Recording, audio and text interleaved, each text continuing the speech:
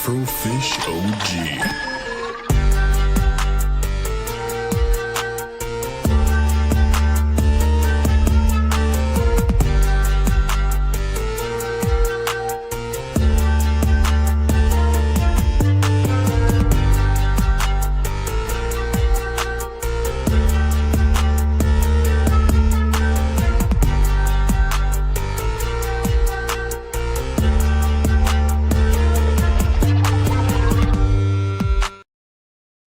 What is going on, everyone? Welcome to episode 22 of Afro in the Know. We are hitting into the 20s. I'm super stoked about this. And today we got a special guest all the way, I call it all the way from the TikTok land, because that's where I seem to just find everybody. Because I'm not gonna lie, it's way too hard to go from Twitch. I'm not gonna lie. I've tried to do it, and it takes way too long time. But I got Will over here, bro. Otherwise known as that Blkzenitsu. But like, how's it going, my guy? What's up, my guy? What's going on? It's all. I'm tired as fuck. So like, my wife and I like went to Subway, and like I came back here and I was like eating as fast as I could. I was like, I gotta get my shit. No, it's all good. I was honestly, I was playing the Outer Worlds 2, and I was like playing. I was in it, so I look over. I was like, oh, it's 12:19. My bad. I've done the same thing. Like, I'm actually just starting the game. Okay. So, and I'm like, okay. Oh, like, I'm deep. I didn't even play the first one. So, okay. You don't have to play the first one to play the second. Okay, that's good at least. And I've been liking it so far. It's actually pretty cool. Like, I've been enjoying it. I mean, it gives me a little bit of that Fallout feel, but like, yeah. And it just, I don't know. I like the little bit of a goofiness to it. Outer Worlds 2 is great. I feel like Outer Worlds 1 has way more goofiness. The Outer Worlds 2 a little bit more serious, which I like. But I like the goofiness. I love when a game has that humor in it, but it also has like a serious little undertone with the humor intermixed with it. You know, and I feel like Outer Worlds 1 was way more humorous and less serious, you know. But, no, that makes sense. That makes sense, because that's how I feel with a lot of the Borderlands games. Borderlands games are kind of like that. There's a lot of goofiness and stuff to it, but you also know that there's like an underlying threat level, and there needs to be. That's how you write good stories. Like, I'm getting off topic again. I guess I gotta let people know who I am, right? No, you all good. You all good. I'm just like, man, this is how the conversation's gonna go. I'm already liking it already. So yeah, I'm gonna let you have the floor here real quick, and just you know, for the people who do not know. All right, people. So my name is Will. I'm not gonna give you my last name just yet. Like, you can find me on like TikTok as Blkzenitsu, or Will Coles. I don't really care, honestly. I'm a game developer contractor. I contract for Square Enix and various other companies. So I've worked on more than 18 titles. I'm up to 18 now. Wow. About 8 of them now are AAA titles. When I first started out 5 years ago, I did. I'm not gonna lie, and I hate to say it like this, a little. You gotta, how do I put it? In the game industry, you gotta crawl before you can walk. So you work on, unless you do it yourself, like unless you're working on your own game, like the people who did, the Korean guy who did Lost Soul Aside, or you're not a Harada or anyone like that, you know what I mean? You're not, you're not these big guys and you're doing it on your own. You got to be a contractor, or you're just getting your foot in the door. So you get contracts. Like the first games I got were like mobile games.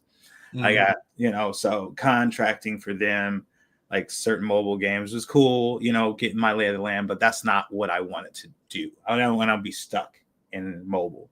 But the good thing about being a contractor is I get to move around a lot. What I mean move around a lot, I mean I could work on more companies' games than just my own company, because I'm contracted for Square Enix, but at the same time, Capcom and Bandai and Arc Systems or whatever could reach. I have because, and this is what people don't really get about the industry, is that like a lot of like how people have the video game console wars and stuff. We're not developers.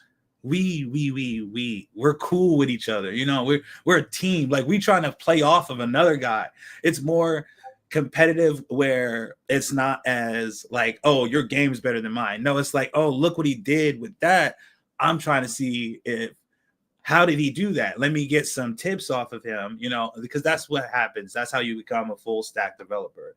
And if you ever hear someone say full stack development or anything like that, that's someone who can do front end and back end stuff. Like they can pretty much build a game from the ground up by themselves. Oh, okay.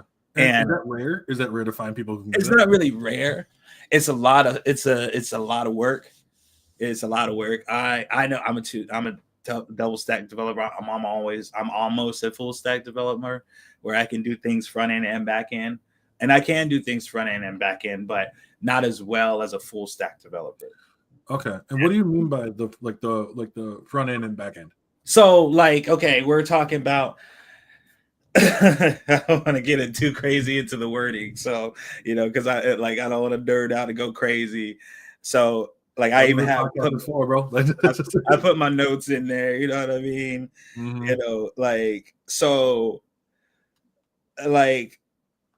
Hold on, let me get it. So the front end, back end, let's say it like this. When I code, I'll code stuff to make sure the button's working for. But you're pressing circle to kick. I'm making sure that code works. I'm making sure all that works.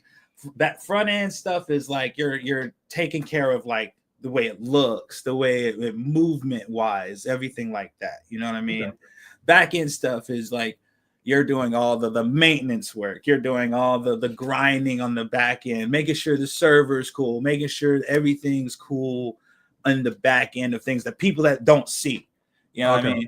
All the back end stuff, So and when you can do it both, when you can do both of them, first off, it's a lot of money. It's a lot of money. Being in this industry, you make a lot of money, but the same time thing is you lose a lot of your time. You lose a lot of your time. I'm in crunch time right now for 2 games that I can't for one game that I can't talk on, and because of NDAs, and another that they're both really well known, but I'm only contracted. You know what I mean? So and I'm in school right now too. I go to school to finish up my video game development degree. So once I have that, I'll not be a contractor anymore, but I'll have a permanent position with Square Enix. It's a hentai, I bet. No, not a hentai. Kingdom Hearts 4 and GTA 6 I've worked on contracting on. Interesting. Okay. And when I mean contract, when I say GTA 6, people's like, oh, you're doing big thing. No. I want you to understand I'm the cleanup crew. I'm the guy just making sure things are cool. Things are neat. You know what I mean? You know what I mean? I'm not the guy I'm not the creative director or the producer. You know what I mean? I'm the guy where, when you see the credits of a game, you see the lead designer and then you see his team, it says team of whatever. And I'm in that long list of names of or QA tester, I'm on there, Right. No, that's fair. That's right. Ocean Square, my man, let's go. And that's the thing. And that's my big thing. I want to be I have 14 more months. So once I have my degree, I'll be a permanent part of Square. So permanent means instead of being a part of the team, my full name gets on the list. You feel me? That's what I'm going to be. You feel me? I just want my name on the list. That's the goal. I just want my name on the list, and then I'll get my name on there as Will Coles's crew. You know what I mean? That's what I want later on in life. I'm not trying to be the creative director or producer or anything like that. I love what I do. I love coding. I love doing what I do. But the people don't understand, creative directors, people that make the games, I'm coding and helping make it and everything. But the guys who are the minds of it all, it's rough work. There's deadlines. There's executives breathing down your necks, shareholders. There's time crunches. People forget back in the day, because me and my friends, on a Discord, shout out to my boy Josh. He has a Discord. His name is Josh Statics. He's a creator online on TikTok and everything. But anyway, we are in his Discord and he plays a lot of games and stuff like that. And he was playing Mortal Kombat. And people forget back in the day, like the Mortal Kombat 1, like when Mortal Kombat first came out in like the early 90s, people would like it would make a game in 8 months. You know, they would have a game come out, one game after another, in 8 months. And now people understand that the time is different. Okay, let me give you like a time schedule here. If it's a AAA game, first off, it's gonna cost $20 to $50 million. That's bare minimum, and like 20 to 50. Okay, and that's bare minimum. That's what you need to like have technically be a AAA game. Okay. But that time with the AAA game, it's 4 to 6 years to make a AAA game, and that's foreign. That means like you're talking about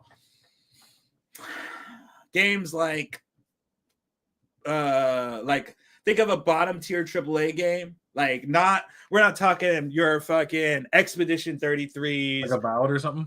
Yeah, okay, Avowed. There we go. Avowed is like a lower tier AAA. It's a AAA game nonetheless because it's backed by Microsoft. Has a big budget. It has a lot going on in the game. It has everything. It has big marketing, all that stuff. So that's technically a lower end. But Halo would be like top tier. So when you see 150 million, 250 million, $1 billion game, like when people want GTA 6 and they want it now, I get why you want it now, but GTA 6 has literally been worked on for 10 years.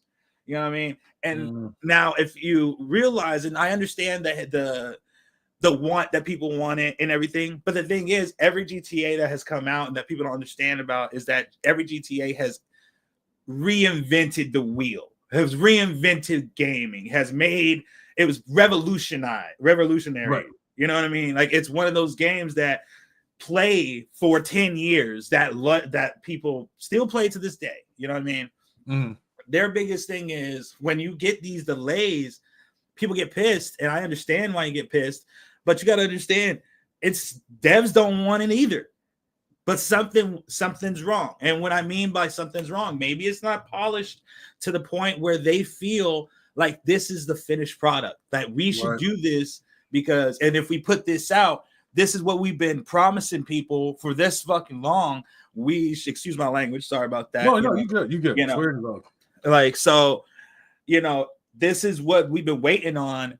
If we send this, we're gonna get fucked. We're in every comment and every review, everything. We're just gonna get. There's no way we're gonna allow $1 billion game to get trashed like certain games. Because if you now see, because back in the day, I've seen some of your talks and stuff. I've seen you talk about gaming, so you know gaming. So you know, back in the day, we didn't have, you know, Joe Blow on TikTok and Facebook and YouTube saying this game's trash, this game's reviews, this is bad, this is ass, this is this is that. Now people like, and the thing is, when you have leaks and stuff like that, like huge leaks, that don't end up in games. You wonder why that is? Because y'all leaked it. So now things have to be reworked. Things have to be redone. Like when people saw the Wolverine leak, I was like, that's not even real. The reason how I knew that was real is because I contracted and helped code for that QA. I saw it with my own eyes. I was like, I know that's not what it looks like.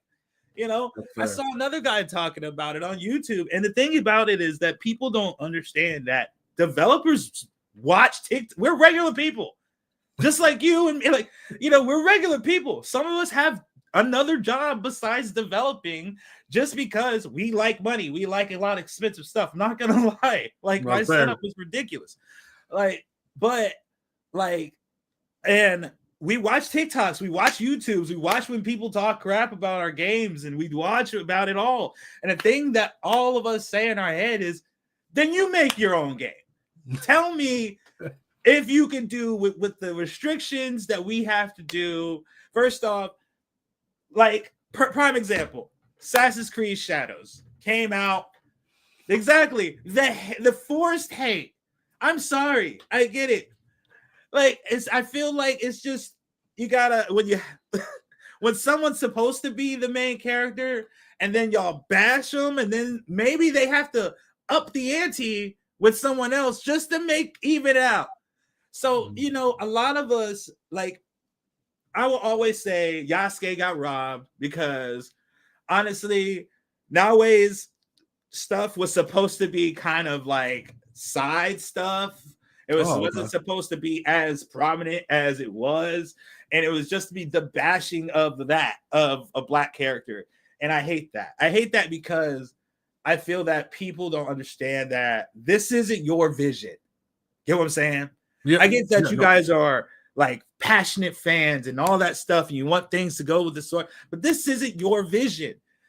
This is whoever made it their vision. You get what I'm saying? Mm-hmm. And making a game and putting it to print and getting it to the world is hard enough already. So when you bash it and you only play it for 2 hours, I'm sorry. Like I can't really call you a reviewer. Everybody with a mic and a camera is all of a sudden the go-to guy for video games. And that's not true to me. I as a developer, I have biased opinions on certain things because I fell in love with it. How I got into development.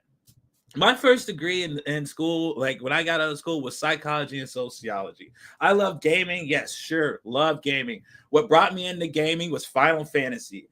Final Fantasy, every one of them I've owned, I've beat, I've had. Final Fantasy 7 really, when I love the OG one, beat Sephiroth back in the day, did all the stuff for Final Fantasy 7 OG when it first came out. That was the game that made me be like, you know what? I want to be a developer if I ever could. Life happens. That didn't work out. It's not that it didn't work out. It just didn't work out at that time. I went to the military. I did stuff like for the military, got out of the military, did stuff and just decided I was in a little rut. You know what I mean? When I mean by little rut, I was like 28, 29, second marriage. And I was like, you know what? I really want to do gaming. I want to be in gaming. I don't do the content creation. I'm not that kind of a guy because I feel like content creators, y'all go through a lot of crap that is stupid and I will end up cussing a lot of people out. I'm not that dude. You feel me? No, that's fair. That's fair. I mean, you've seen some of the people that talk in my lives, and I'm just sitting there and I'm like, bro, y'all is just stupid. Like, you're stupid, bro. Like, you got so much to say, and I'm like, you wouldn't be saying that in real life. Like, you wouldn't be. I am 6'2", 245 pounds, bro. Try me. You feel me? Bro, like, I feel it. Like, I'm sick. I'm 6'2", 265. Like, you get it. Like, you can talk all the mess you want over the screen, but if we was in person, I don't think that was happening. You know, and it's not that I'm big, bad, anything. It's just that I feel like in today's world and society with racism, misogyny, all the isms, I can go on and on and on with feminism, misogynist, all that. With all that's going on in the world, I feel like everybody done got real brave. And I'm about to be 40. You feel me? Like I've seen, I come from an era where talk shit, get hit, or someone knock on your door type thing, you know? And I think, I've had $1 for every programmer / developer I know that started with a exactly. And they do. It's because we think, and because you know what I mean. When I was in school, I was like, man, I'm gonna be a counselor or a camp counselor or something of a sort because I wanted to help people. You feel me? I wanted to because I don't believe in sugarcoating stuff for people.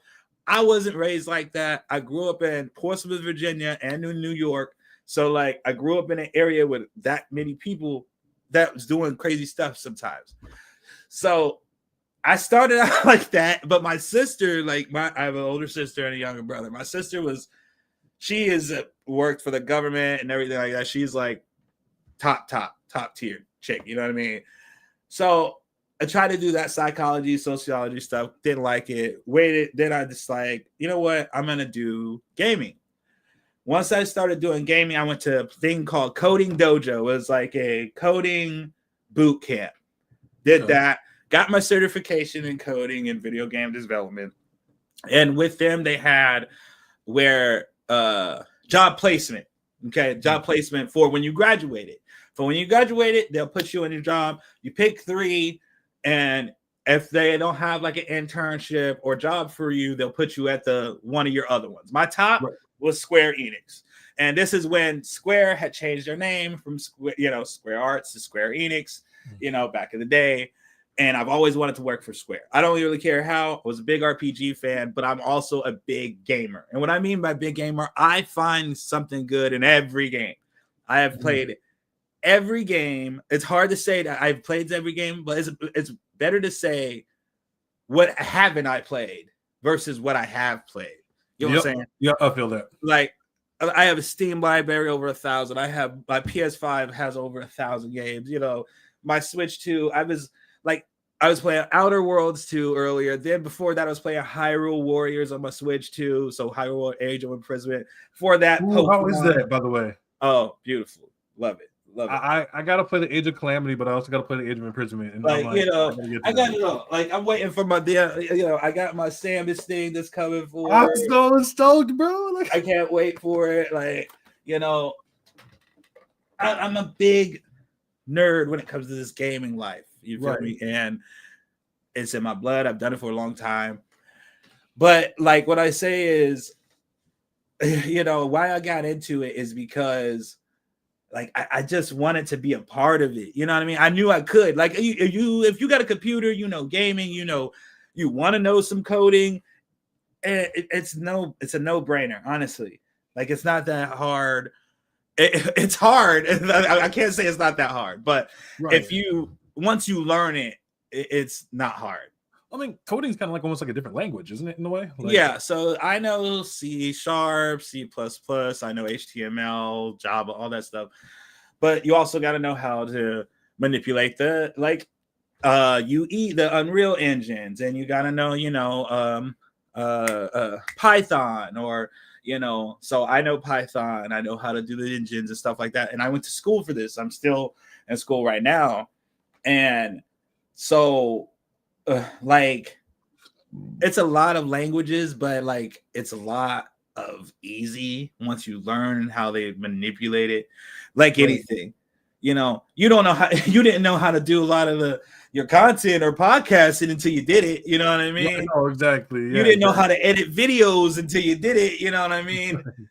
So it's all about doing it, because it's like when people think coding, they think, oh man, different language. Yeah, it's a lot of different stuff, and I get that, and it's cool and everything like that. And people get real intimidated by it, but it's easy once you do it. Like anything in your life, you feel me? Right. No, exactly. And that's the thing too, is I think for a lot of people, when they look at when it comes to content creation, I've noticed from my side of things, right, from the consumer, from that version, they don't see it. It's kind of like, you just expect I like using food analogies a lot, but it's like the pizza comes out and you're like, yo, what the hell going on? You don't know what happened behind the scenes to get to this point. Right. And a lot of them don't. So a lot of them, when they start talking about, well, this game has this kind of issue. That's one of the hot takes I had earlier, very early in that stream yesterday. It sucks because people think that developers want that shit to go out like ass.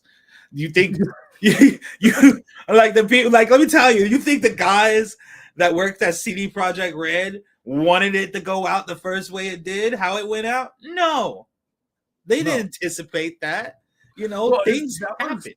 That was kind of my question, is a bit of, so, because I know, obviously, like you mentioned GTA 6, they're delaying GTA 6 again. What happened to games like Anthem in Cyberpunk, or Cyberpunk, does that kind of scare developers, not developers, but the bigger wig CEOs and stuff like that? It doesn't, okay, it depends. So GTA 6, I'll let you know now, it has to come out next year. And this is just, anybody that has a brain and knows quarterlies and knows that kind of world knows that too many shareholders, too many people have put in their money. Okay, so it's $1 billion game, almost a $2 billion game. All right, and people have been funding this game for 10 plus years. All right, they are expecting their ROI. They're expecting their return of investment, because it's getting down to the wire to where I wasn't there when they made the deal, but I know behind closed doors, when they make these deals, they have a certain time frame and time limit to get these people back their investment. Okay. Right. Before they're like, we're not invested with you no more. But the thing is, with Rockstar, and I mean, it's Take-Two Entertainment Interactive. I mean, that's who the big daddies are right there. Mm-hmm. Those are the big wigs right there. They're it's like, put it this way, you know, we know a little bit of sports. We know Michael Jordan. Okay. Mm-hmm. It's like Rockstar and Take-Two is like the Michael Jordan of the game industry. Okay. When he says he's coming and he delays, you're like, all right, it's all right. But we know he's coming. When he comes, it's gonna be something. You feel me? Right. It's like it's gonna be something. And that's the biggest thing about a GTA 6 is that when it drops, that's the thing. You'll start seeing, since it's coming out in November, you're gonna start seeing things come earlier or come later. Because no one wants to be around a GTA 6 release. No game wants to be close to a GTA 6 release, a GTA game release. They don't. It's just like, it's like Halo. It's like these games that had huge things. And they know GTA 6 is one of those games. Like, even if you thought about it when the May release happened, you can't name a game that came out in May besides GTA 6. No, you can't. You can't, because so it doesn't scare a developer. It tells a developer, yeah, you got more work, and not even more work. It pisses the developer off because it tells them that besides you can piss someone off, but it can also make them have a sigh of relief because the game probably it needed some more polish. That's it. It's not that the game ain't done or it's not happening or anything is going on, because when delays happen, I feel like the gamer and fans, even they automatically feel like it's not happening. Like the game's it's a unicorn. It's a mystery that it's not happening. Even though companies and gaming consoles and gaming everywhere have put their like posters. Whenever you see a poster or an announcement or anything like that, once you see a pre-order money, like a pre-order actual price, the game it's dead set. It has to it can be. It can no longer be delayed too much longer. It can be delayed maybe a month once it has a price on it. You know what I'm saying? But between when it just says announced, but it's announced in a certain year, like GTA 6 has to come out next year. Right. There's no possible way. That's why it's in November. Because let's be realistic, they'll probably finish it probably in like early August. Yeah. We'll probably finish it early August, have QA and people test it. Reviewers will probably mess around with it in September and October. And then they'll have like a final like pass around, because you got to think by that time they're working on servers. At the end, they're working on servers, stabilizing servers, making sure servers are good. And that's another thing that could happen besides the polishing. Stabilizing servers for something, because there's a lot of people that have gonna get this game. Right. So, and on top of that too, like, because like you mentioned before, there's the delay to it. There's people from the consumer perspective, they're like, oh my god, this is the worst thing ever. They think it's gonna be garbage, blah blah blah. But I'm glad that it's also very, very true that, like, one, something I wanted to mention earlier, y'all see the shit that people are posting. So, like, one of the things that I've been really heavy on is the whole concept of like the devs are lazy kind of thing argument is got to be one of the most disrespectful in my opinion. So, and we see it all the time.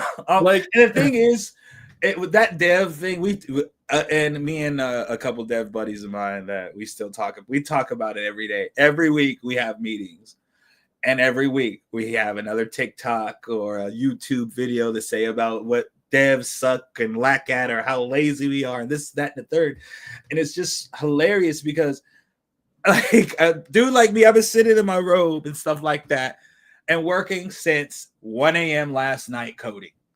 Right. You know what I'm saying? I had a little break in between to go hang out with my wife for an hour, watch a little TV, got back in here, played a little bit of games, and got back in here to do something with you. After I get done with you, I'm literally gonna mic game for an hour and then back to coding. I'll probably won't be done coding until the end of this week. You know what I'm saying? The end of this new week. And while on top of coding and stuff, I'm going to be doing school and my second job. And we work hard as crap, because the thing is, when you're a developer, you do your code, but people think that you're just like one or two people or three people just doing one thing. It's not. Like, I'll do a code to make sure that these leg punches works, or this color looks good, or this animal or creature looks like it's supposed to, or the grass is looking like it's supposed to. I'll send that code over to another guy who does the shading, and then he'll send his stuff over to a guy who does the lighting, and then he'll send his stuff over to the guy who does the voice and the voice acting people, and then the voice acting people get their stuff in. So it's a whole team working around a thing, and then all that stuff comes together with, like, let's just say 20 people have had their hands in this for just one character, one sequence. Jeez, think about it. One sequence, one character, for it could have been 10, 12, 18 hours. You don't know, depending on if I send my code to someone and I'm at the mercy of when they send it back. You know what I'm saying? I'm at the mercy to see if the creative director or the producer likes it. I'm at the mercy to see if the big company or the shareholders are going to be like, no, we don't like that. We got to change it all. Oh my God. That's got to probably set you off, though, a little bit, though, too. Like, because I mean, so I think from, coming from the gamer's perspective, from like the consumer perspective, when the big wigs don't, like, one of the things I guess would say get around the sphere is, the big wigs don't play video games. They don't know jack shit about them, right? It's true. And the thing is, I'll tell you who don't know shit about games: marketing. If there's some marketing people that know a lot about some games, but there are a little bit of them that really don't know a lot. There are big serious people who stick on their games. Ed Boon, Harada, these dudes stick on their games, and they're very sticklers. Some people are very sticklers on their game. They're sticklers because they know the lore. They've done things for so long. And some of these games, and people don't understand, some of these games are these people's passion project. You know what I'm saying? Like, people talk so much crap about Death Stranding, but don't know that Death Stranding was one of his passion projects that he was waiting to make. Mm-hmm. Like, Kojima made this company so he could make this game, and people don't really get that. And just like how people are like, oh, Elon Musk is coming out with a game that's AI made. It's gonna suck.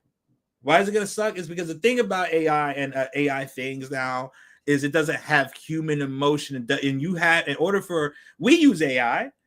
Developers use AI. We use AI in our stuff all the time. But the thing is, with AI, you have to specifically tell it what to do. Like, you have to and you have to be as detailed as possible in order for it to do anything you really want it to do. Mm-hmm. And that's because even Unreal Engine 5 and the RE engine, all these other engines that we see that these big gaming companies use have its own AI inside of it. You know what I mean? Right. So, and we're not lazy at all. People don't ever see. They never see what's going on under the hood. They never see the tireless hours. They never see someone who has been in his office for 25, 28 hours. He's never seen a person. You just see the end result of a game that has a couple bugs that he himself probably didn't want to send out. But when we're a cog in the machine, who are we to tell? This is our job too. You get what I'm saying? Just like everybody else has a job in a 9 to 5, and you don't want to make waves, and you especially don't want to make waves in this industry because you can get blackballed. Being blackballed in this industry means you don't get another developing job. You piss off the wrong person, you say the wrong thing, you talk about something you're not supposed to talk about, gone. Right. They don't care. They don't care about, you'll get your severance, but if you mess up your NDA, they can you don't get nothing. You don't get nothing, and they can sue you.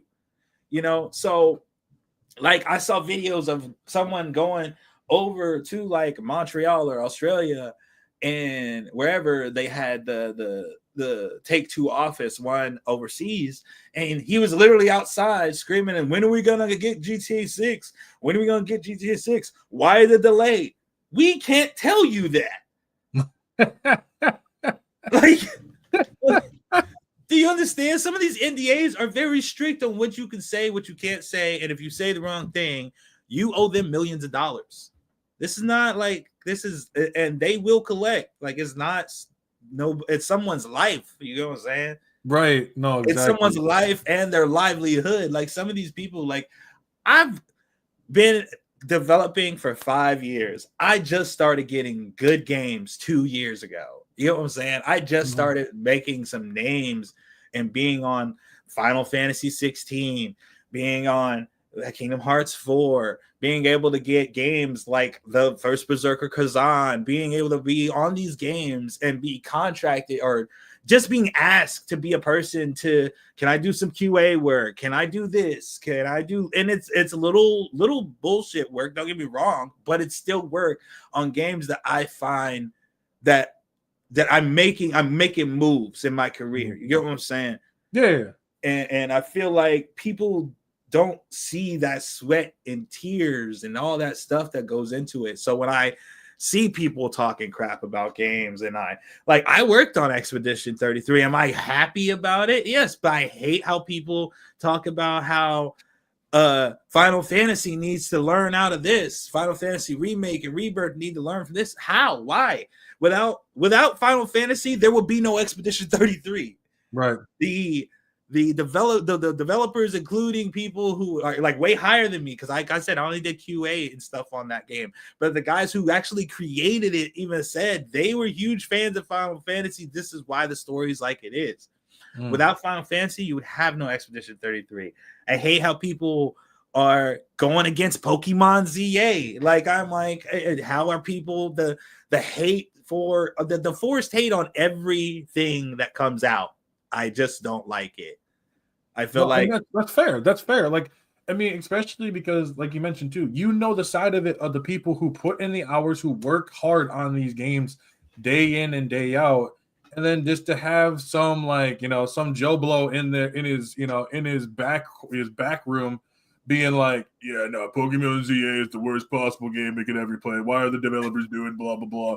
And you're just sitting there like you mentioned before, it's like, make your own. I think it was it Taiti Kubo who wrote Bleach, basically said the same thing. If you think you can make better, then go do it. I'm all for it. I'm all for it, and I'm all for it too. Like, you gotta understand, any of my homeboys, any friend of mine, anybody that asks me any question how to get into the gaming industry, how do I start coding, I'm not a gatekeeper at all. Especially if you a black person, whatever. But if you're a black person, more so, because we need more black people in these lines of work. I see a lot of us because I know where to look. But like, if I see, we need more. I feel like we need more, especially in this game industry. That way people know. Because if people just think you could just take and use whatever thing you want in a video game, and you can't. There's licensing. There's all these things you got to worry about. Besides licensing, has someone done it before? Is it going to be trademarked? Like, when people talk the crap about, oh, Pokemon is being crazy about Power World. Well, because they invented this. They made something out of nothing. Like, they had this idea, and then someone came and took something very similar, and the reason that they're getting them is something very small and minuscule that they could change. And it's not like they're telling Power World, hey, we're going to end your game or anything like that. They're just like, hey, man, some of your stuff look a little bit of the same. Can you change it a little bit? And everybody's taking it like, oh, they're trying to take down the little guy. No. If you yourself, like, you have created this podcast, right? And all you're doing, let's say you all of a sudden blow up, all right? Out of nowhere, you blow up, and you blow up big. And then years down the road, you see someone, and you're still doing your stuff. You're still making money. You're still doing good. As you see someone doing your whole thing, copy flow for flow, band for band, everything, you're going to be like, hey, man, it's a little weird. That reminds me of there was that, I can't think of the name of the game, but it was almost identical to Horizon Zero Dawn. There was Yes. Yes, It was I like know to what the you're point talking where about. yes, when you look at it and you're like, It looked this is just exactly Horizon Zero Dawn. like it's just Horizon Zero Dawn on like mobile or version or something like that. And I looked at it, I was like, and they didn't even come after you because because these big companies look at them like, all right, cool. There's nothing for us to look at here. There's this they see it, but they don't feel like to come after you. They don't think that it's gonna be better. Just like with Power World, Power World was doing good on its own. It was gonna be good. Pokemon wasn't messing with it, but everybody had to say, look what this is doing. Look, Pokemon should take a page out of Power World's book. Well, y'all forced them to look into this game so hard that they look at the most little thing like, oh, you threw your little Power Ball thing, so it looks exactly like a Pokeball.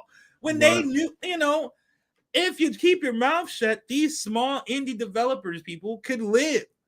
They can make something. So my question then, because since we're on the top of the Power World, the whole like them talking about the summoning mechanic thing, like them trying to patent that summoning mechanic. Yeah. Do you think that was a bit too far? I think so. That's a iffy question because, like, with that being said, it's just how you summoned it, how it was summoned. Because people were taking it to the extreme. They were like, well, if you can copyright summoning characters, that means in Final Fantasy to get this, that, and the third, Dragon Quest, this to get like that. Right. But if we all know, in order to summon anything in Final Fantasy, you need materia, and such and so forth, in order to summon like Bahamut or something like that. So it would be different. How they have it, I feel like it was a little... They had already had something in the bank, but I think this was one of those things that they were just like, let's just put this in there. That way we have a little cushion. Right. Do I feel like it was predatory? I'm going to say this. What company is it predatory? Like, what big company isn't like anti-consumer?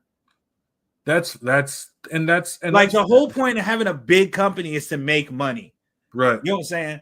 Like, I'm not saying that all of the companies are anti-consumer or anything like that, but people are trying to say that like they're not giving out prices that reflect what the work that developers have put in.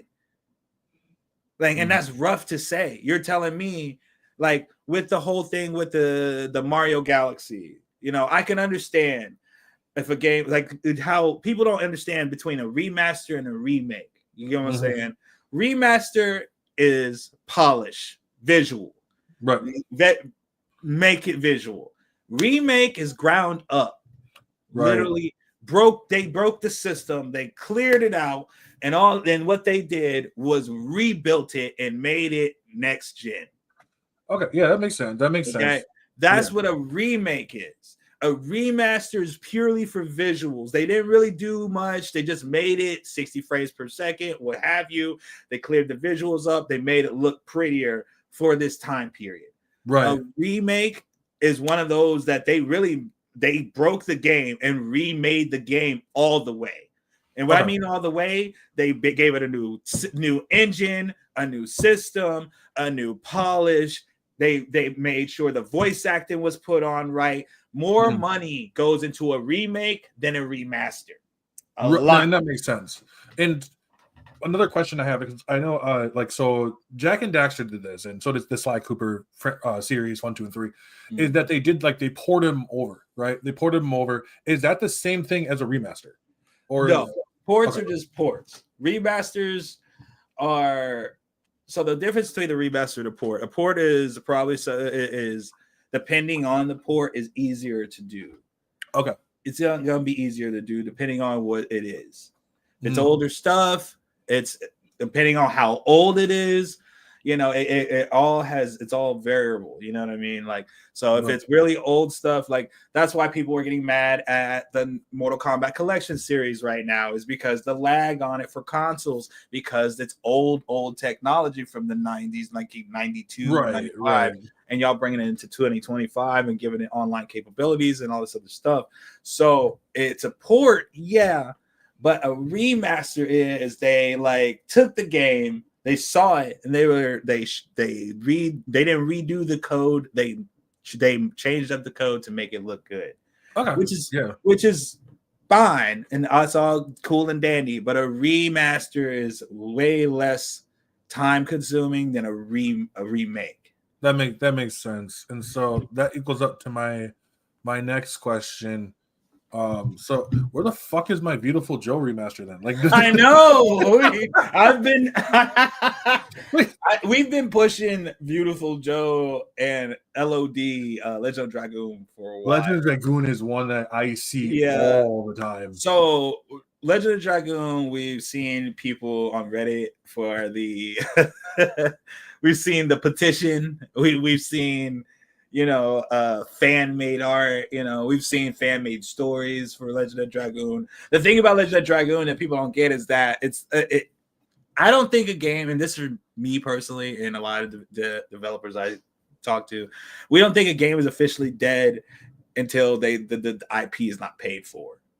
So when you don't re-up on the IP and it's just sitting in limbo, it's pretty much dead, you know what I mean?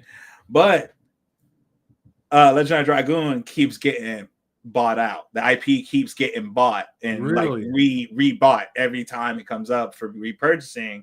The IP keeps getting rebought. So that just tells us a whole bunch of things. That tells us like, okay, so someone wants to do something. Like someone like maybe, and the thing is with games, people don't understand this so time consuming because y'all see one like 3 or 4 games coming out. Like y'all see the Game Awards and then y'all see what's coming out. Think about what a developer has to deal with, because we already know what's coming out and we're planning on 5 more things coming out after the things that you see. You know what I'm saying? So my first morning goes with like emails, stand-ups, bugs. Like I gotta mess with AI patching. I gotta mess with like emails that I've gotten all throughout the weekend. And then my midday, like when I get up like 10 to 12 or 10 to like whenever I go to my second job at 3, that's like development. I'm actually developing, I'm coding, I'm doing stuff there. And then it's just, and it depends on if I'm using Unreal or Unity or wiggling in a little C++, some C#. You know, it's just a lot of stuff. And then that goes into my lunch. And I chill for like 30 minutes and get back to the grind. You know, it's a lot of collaboration and chaos and everything in the afternoon. And I feel like with people don't understand is that like Phantom Blade Zero is coming out next year. Onimusha is coming out next year. Again, GTA is coming out next year. And like Wolverine doesn't have a date, but that is a highly anticipated. Like I'm guessing September, October, like the regular. It's Insomniac loves it around that time. Since GTA has November, I will see them either pop it out in December or right before GTA. Because as a developer, we all talk about it. Like nobody wants to be next to a GTA release. That's why I was kind of weirded out that they like when they delayed it, and I think they said originally it was November, and I was like, but like November, if I remember right, November is like around the time that like Call of Duty comes around. So I'm right. Like, so why? Like that was my brain. I was like, okay, so like because I remember for a long time nobody wanted to be around November. Nobody. Nintendo. Nobody. Unless you're like Battlefield or a first-person shooter, you don't want to be next to November. But I don't know if because I haven't heard anything yet, but I'm pretty sure I'll hear in the next like couple weeks. Beautiful Joe. I've been waiting for Beautiful Joe. We've been talking. There's been talks. I can say that there's been talks. So let me tell you why Beautiful Joe hasn't been on the Switch. Okay. There was a talk about putting it on the Switch. They didn't think the Switch was powerful enough to take what they wanted to do. So Okay. Switch 2 comes now. When we talked about Switch, we had, knew about Switch 2 a couple years ago. Right. They were like, when Switch 2 is out, we're going to do it. So, like, I don't know when. All I know is that IP has been bought up and has been renewed. So, and there's been strong, heavy conversation about Beautiful Joe being on the next gen, in the next gen world. Right, right. So that tells me, okay, well, it has to come before the PS6, which people are so crazy to think the PS6 come out next year is ridiculous. But I don't know why it would, like, and that's why I was kind of wondering, because obviously, like, there's a lot of people, especially when it comes to the Switch, right, who are like, on the original Switch, we had the N64 backwards compatibility, we had the NES and all the other kind of stuff. Yeah, Sega, all that. Yeah, with the Switch 2, we're finally getting it able to handle the GameCube wise, and that's why I was thinking too. Like, I'm like, this is going to be the proper time for it. If any time is going to be the time. Yeah, and we think like that. Like and that's what people don't get. A lot of developers who are in the COG, even the bigwig creator, directors and all that, they're gamers. A lot, like the people that aren't gamers for real, are the big shareholders. Right. Like Phil Spencer is not a gamer. I'm sorry. You know what I mean? Like some people are just businessmen that work in this, that knows how to make money for companies. You get what I'm saying? Oh, exactly. Some of them are really good at making money for big companies. And everybody thinks, oh, he slapped on a Halo shirt, so he must be a gamer. No, bro. Like it's called branding. It's called brand marketing. He's part of this. And then you could totally tell when people are like, oh, Elon Musk is a gamer. No, he's not. No, he's not. Like the thing is, his daughter like exposed him on that too. Yes, yeah. Like it is. My whole thing is, like, I've seen Harada play Tekken. I've seen Kojima play Death Stranding. You know what I mean? I've seen him. I've seen these dudes in real life play these games, literally act on these games and say what these are going to do. I've seen him direct fucking people saying, this is how the character's supposed to be. This is how it's supposed to be. And it's just, I feel like when people play a game for 2 hours, like I worked on Ghost of Utah, very happy about Ghost of Utah, very happy that people got to play it. But I hate how people played it for 2 hours and was like, oh, this ain't it, devs, this ain't it. You guys are cooked. I can't stand that shit either. These new words, I don't like it. And man, I'm not gonna lie. I'm at that. I feel that though. Like I'm at that because I'm 30. I'm 34, okay. And I'm sitting there. And I'm like, I'm at a point where I'm trying to get called Unk, and I'm just like, yeah. Oh damn, I've hit it. You've hit it. You've hit it. And that's the thing. The older you get, the more you start seeing, like the stuff you don't take, like that. I wasn't raised with. You get what I'm saying? Like. Mm-hmm. I was raised with games that you played it. If it sucked, it is what it is, bro. Like, think about how many games was on regular PlayStation or Super Nintendo or Sega that you bought. Battletoads. You got it and thinking it was the greatest thing alive until you got murked every time.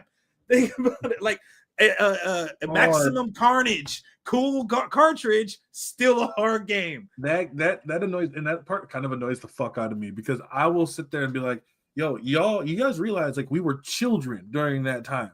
Like we were children. We had children mindsets. We didn't understand like the ins and workings. You didn't understand frames per second and all that other crap. Mm-hmm. Like, don't get me wrong, it's hard for me to go to 30 frames per second, but I pay my setup is over 3K. You get what I'm saying? My things go up to 240 frames per second. My computer, I have a PS5 Pro. I have a Nintendo Switch 2. When things aren't up to quality that they should be, I understand that. But I don't understand people that play games for an hour or two when it's something like Ghost of Utah, Black Myth Wukong, where it takes more than 2 hours to really get you into the story. And that's how I felt with Starfield, because Starfield, I was like, I played Starfield for 15 hours into Starfield. And eventually I got to the point where I was like, I'm trying to force myself to love something. Yeah, you can't do it. There's certain games, I'll give a game 4 hours of my time before I'm like, all right, what's going on, man? Because Starfield is like that, and Starfield was, and I give it props for what it was trying to be, and honestly, but it was one of those games that were hyped up so much. It was so hyped. It was going to revolutionize Xbox again and all this other stuff, and it didn't do what it deserved. You know what I mean? I felt like it was kind of just I ran around and just grabbed stuff, and at that point I was like, this is one of those games where I was like, this is just okay, I guess. Like, exactly. It's just okay. It could have been great. It could have been way better. And I just feel like when games like Ghost of Utah, God of War, games that have a heavy narrative, like RPGs, like Metaphor, all these personas. Metaphors. Yeah, I'm playing Metaphor. It's good. Yeah, great game. Like, and if you actually like, I get it. Some people don't like. I blame George Bush because No Child Left Behind. All them motherfuckers. We got some dumb adults. You know what I'm saying? We have some very dumb adults. Like dumb adults. I blame him because the No Child Left Behind should have left some of these motherfuckers behind. You feel me? Like, it's because like nobody like to read. Nobody want to read no more. You know what I mean? People are gaming on things that they're not even interested in. How are you going to give a take on something you don't own and you don't even plan to own? Yep, and that's how I made. So I made a video probably about at least a month or two ago about I call it bad faith gamers, and they're gaming on purpose just to find shit to bitch about. Yeah, you know, why is that the thing for? And maybe it's because I'm getting older, but I remember watching YouTube growing up, like seeing the Big Jaws, the RDCs, seeing them actually come up with their group of friends and want to make it together. Now it just seems like everybody's against each other. Everybody's gatekeeping. Nobody want to collab the right way. And it's always focused on negativity, never the good stuff. Like, it seems like, oh, this one guy hates Switch 2 and he's getting millions of views. I should hate Switch 2 too. But you don't own one. You know what I'm saying? Exactly. I don't understand. Exactly. How can you talk about something you don't own yourself or have the actual and not only that, it's the comparison of games that have nothing to do with each other. Exactly. Like it'd be like they're like Expedition 33 is totally better than Dispatch, and I was like, bro, that's like comparing apples to car parts. Exactly. They're totally different games. Like, why would you like with that example, Expedition 33 being a RPG game, heavy narrative, heavy everything, and this game, Dispatch, which is a strategic tall tale lore game, which if you know tall tale games, they even tell you that people tell you what the game is before you even play it, and people don't listen. They said if you like the Wolf Among Us, the Tall Tale series games like The Walking Dead, it's a lot of talking and you picking actions for that talk for the best actual the best actual ending. You can't go into that thinking, oh, I just played Expedition 33, this beautiful game that has beautiful music, nice artistry, all this other stuff. In this game, I'm not playing. I'm not really playing. I'm just picking things for him to say. Also, but by the way, Dispatch is amazing. I love Dispatch, bro. Have you I done got all my homeboys on it because I get it for I know some people that made it. So my gosh, whoever they are, tell them that they did a fantastic job. They gave me 3 codes. They were like, "Hey man, I need you to try it," because I was like, "I don't know, man." They were like, Man, it's from the Wolf Among Us. I was like, okay, let me try it out. I'll try it out. Let me see what this is all about there. Oh yeah. And that's the thing. I gave it to 2 of my homeboys because they didn't have it. And I know one of my homeboys is a huge lover of weird games. Undertale, the Balach Rose, all that stuff. And I was like, man, you got to play this game. I loved it. I stood up almost falling asleep and forgot to do some coding and had to do more work. Because when I got it, it was already 4 episodes deep. So I was playing and I'm like, I done started over, quit it, started over, just to see the differences in what they say and what happened. No, and that's fair. So then what did you shoot? Invisigal or Blonde Blazer? Oh man. So I got one where I'm going. The first one you chose. Blondie. That was the first. Hold on. The only reason I went for her first is because he had already started to go for her. You know what I'm saying? Right. That's the only, because he had already had something for her. And then I went to Visigal on my wife's account. Okay. So, but Visigal started to turn out to be better. So that's the thing where now that I feel like, because you pick her first and now you can go between them. Mm-hmm. I've been picking more Visigal lately on my end, and I'm pissing off Blondie. I think I picked Invisigal first, and I think it's just watching that. Like, I love her character progression of a person who wants to do good and just doesn't feel like they can. Hold on, did you pick Phenomenon or Waterboy? Waterboy. Get out of here! You want the underdog story? What? Oh I will tell you one thing: if you do pick Phenomenon, he is so depressed. So sometimes he'll be on the way to go do what you said, and then he'll be like, "I'm going home," and he'll fly away. And you'll have to pick someone real quick to go do your mission because this nigga just fucking left. See, that's why I picked. That's why I loved with Waterboy, because Waterboy is that dude who just wants the chance. Like, he's definitely a square. I'm a big dude on I like I told you, I know the guy, so I'll text him like, man, who should I pick, Phenomenon or Waterboy? And they get in their dev talk and they're like, all right, so here's the differences. Okay, if you pick Waterboy, it's more of an underdog story. He's gonna have a lot more funny things. He's gonna have a lot more buffs for your characters. If you pick Phenomenon, he's a seasoned hero. But he's going through a depression, so until you get him to be happy again, he might leave and stuff. Which is crazy. And he'll leave in the middle of a fight, dude. I admit though, I thought it was funny as hell when he sits up and he's like, "It seems that I have launched some." Yeah, it seems like I launched glass projectiles inside your chest. Oh, like, damn it. And then when she's like, "I had a dream about you last night." Yeah, we were boning, and I love how it gives you the options. And I was like, well, was my dick big in this one? Like, I love it when she's like, do you bust a nut in this? Like, this, like, you jerk off? Yeah, oh yeah, you're like, and I said all the time.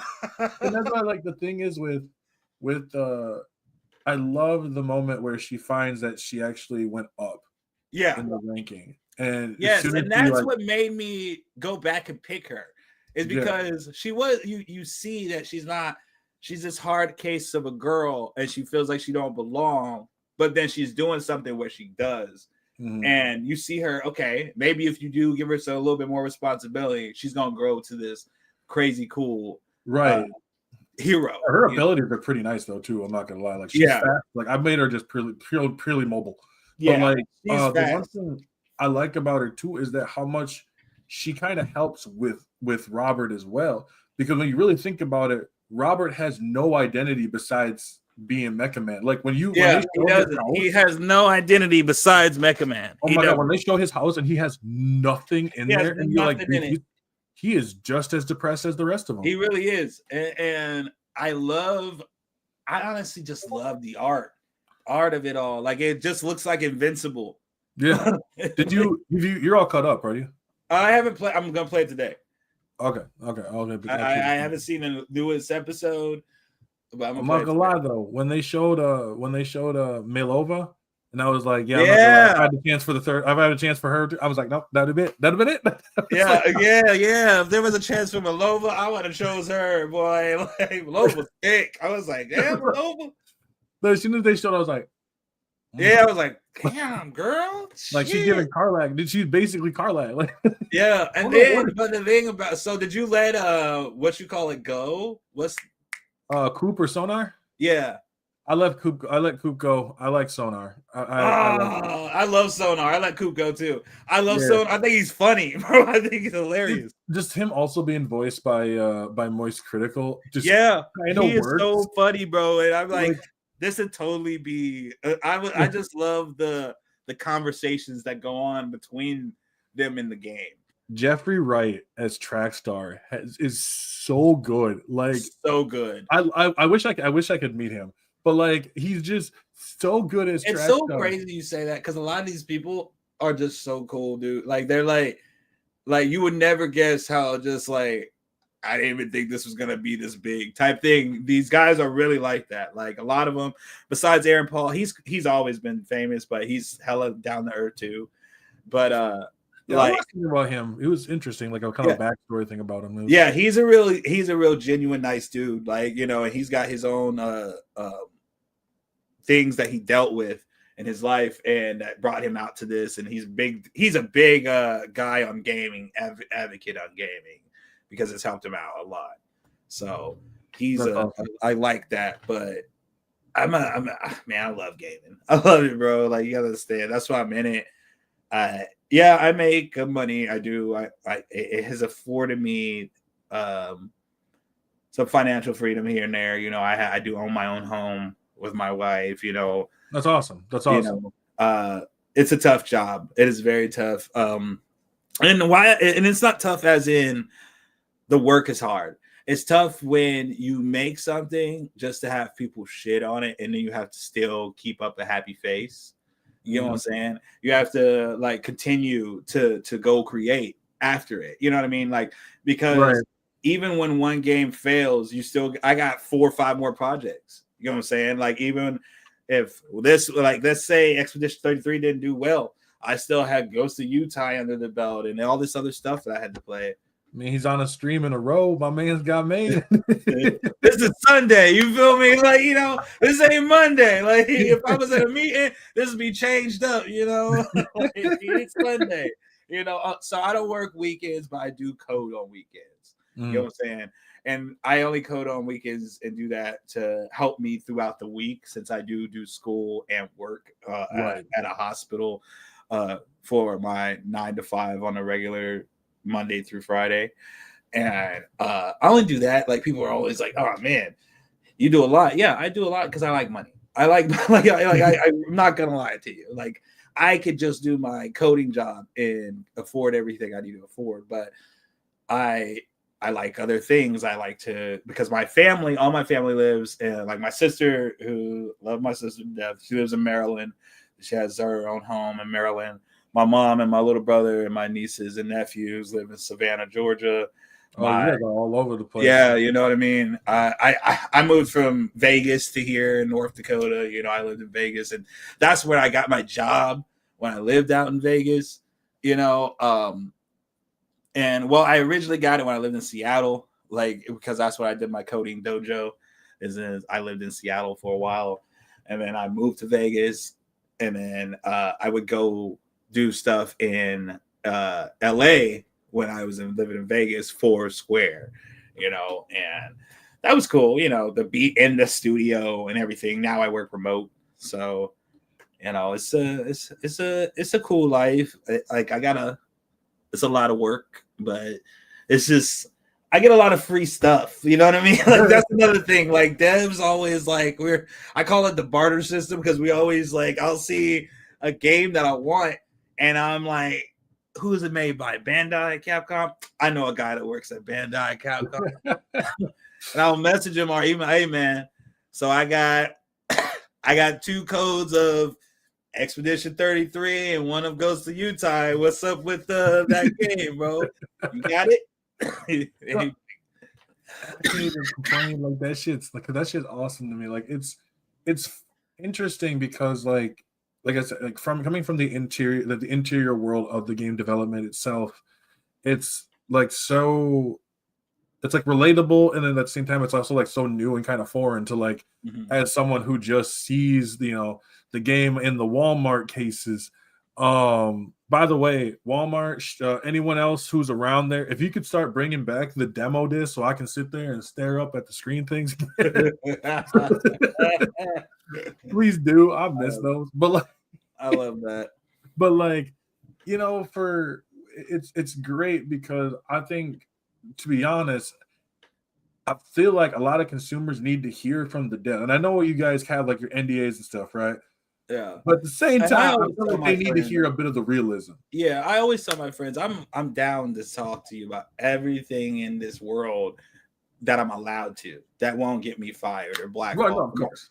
I'm always so quick to not be fired or blackballed because I'm a 40-year-old black man in a industry that pretty much I'm not saying that we don't get in, but it's hard to get in with if you don't know nobody. You know what I mean? Like it's if you don't know nobody getting into this space or getting into like just getting your foot in the door. I tell anybody, if you a content creator, coder, artist, visual artist, graphic designer, anything like that, and a gaming company asks you to do something for them, do it. Do it. Mm-hmm. If they're paying you, even better, but do it because then you become in their mind, front end in their mind. And if you want to be in this space, that's what it takes. Like you got to do some stupid stuff. Like I'm not gonna tell. Like the first 10 games I worked on when I started this was not the games I thought I would be working on. You know what I'm saying? I got into this thinking, oh man, I'm gonna make the God of Wars, the Final Fantasy remakes. I'm the guy that's gonna be coding all that. No, not the first couple years. You got to prove that you can show up and that you can have things done by deadlines, that you can be a part of the team. Like that's the thing in this dev space and in the industry is that we're a big team. Like if one falls or one messes up, we all mess up. And why that happens is because that guy could be a critical part of something. Like when people were talking about, oh, well, this person might be a homophobe or a transphobic or something like that, when they were talking about that on Ghost of Utah, and it was a art director who wasn't even an important art director for the game, but they try to demonize the whole game. That's one person's opinion. We're told all the time, you know, if you're going to talk to people about what you do, know what you're saying and know like where the line is. You know what I mean?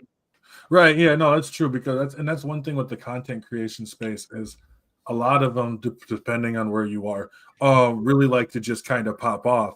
Mm-hmm. You know, we see that with Ghost of Yote with the look of the look of the main character, is, you know, and she doesn't. And I'm like, you know, where are we at in the world now where that is a thing? You feel me? Like, why are we gooning for digital characters? Not only that, why are we expecting the companies to pander to the gooners? Exactly. Like that's the big thing. Like they're pandering to gooners.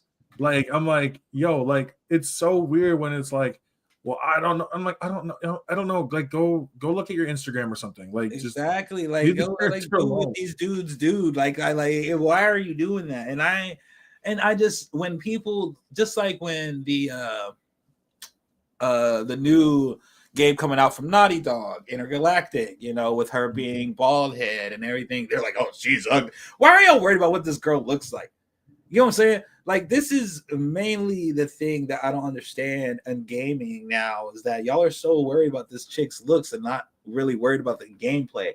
I'm always like, when I hear someone review a game, first thing I listen to is like, are you talking about gameplay or are you just talking about what the character's looking like? I want to know about gameplay, story, all that. I don't care what this character looks like. Just like I don't care if the person's gay, straight, lesbian, and does it push the story?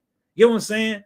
Like even when they on Final Fantasy 16, when Dion there's a glimpse of him being gay, and he's Bahamut, and that was made to be that way. But you only saw a glimpse. It wasn't a big focal point of the game. You see him and it also his boyfriend and him go out and kill a whole bunch of people as Bahamut because he's that dude of the army. That was it. Like, so when games try to pander it and make it like the big part of this person's identity, and I'm not saying it's not a big part of their identity. I'm saying for the game purposes, does it push the story? Is this a big focal? Is this person in the game long enough for me to be like, he's going to turn on this main character and be an antagonist, or is he just here just for story purposes? It reminds me of in like when you find out that like Soldier 76 is gay, right? Yeah. And they were through a comic and people were blowing the fuck up and like, I don't want to play a soldier anymore. And I'm like, yo, you guys sound like a bunch of bitches. You do. Like, why do you care? Like, it was through a comic. You guys were totally, he was one of the higher picked characters. And then once you found out, it was like, well, I don't want to do that no more. What? Like, imagine if all of a sudden they found, let's say they said that like Master Chief was, like, let's say Master Chief was gay, right? And they did. Let's say Master Chief pulled off that helmet and was a girl. Yeah, yeah. It's called Metroid. They blew the like. If you took the whole twist with Samus and brought that into nowadays, they'd be like, "This is the wokest thing."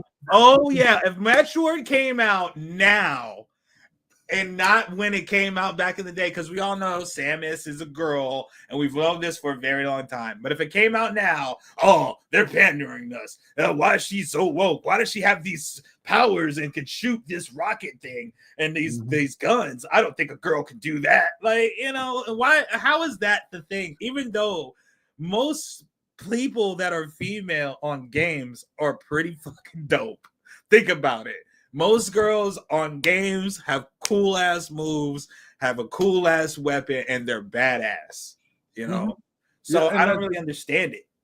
It's and it just comes off to that place of like, it comes off to that very immature level of like the no girls allowed. It kind of like of these like and that's starting to come around again. I'm like, what? Like we all know, just like when the guy said, that's going around TikTok and everywhere about that black dude that said girls are ruining the gaming space. I think that's stupid because without girls, we would have no RPGs. There was literally a woman who made the whole genre, who defined it at the time with storytelling, had the idea of storytelling in games like this. And we would not have RPGs if it wasn't for a woman. Well, and that's why the one thing I love saying is I was gonna put this on the hot take live myself, but I forgot about it. But I think I made a video on it before, and I called it 360 fragility. And the people who like even nowadays are like, well, you wouldn't survive a COD lobby, and I was like, tell me you just like to say racist shit. Exactly. How many times we don't heard the hard R N word playing COD? And it's just like, and now that the companies are like, well, they're trying to get rid of it. I'm like, yeah, because it looks bad on them as a company. Like it does. It's like you think that the big companies that have a big population of all races and their actual thing, do you think that they want to know that their people could leave their game because they're tired of being called racist names? Of course they're gonna be like, nah, bro. Oh yeah, I'll just tell them, heck yeah, I'm not with you, no girls. Not like that. Yeah, exactly. It's